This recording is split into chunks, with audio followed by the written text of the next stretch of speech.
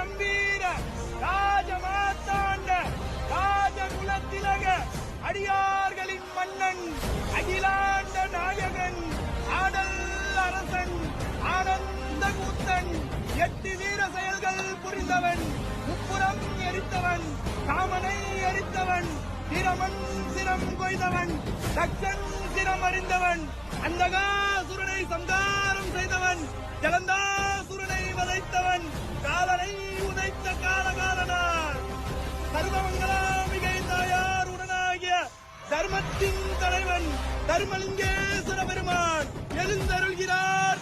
வருகிறார் வருகிறார் வருகிறார்.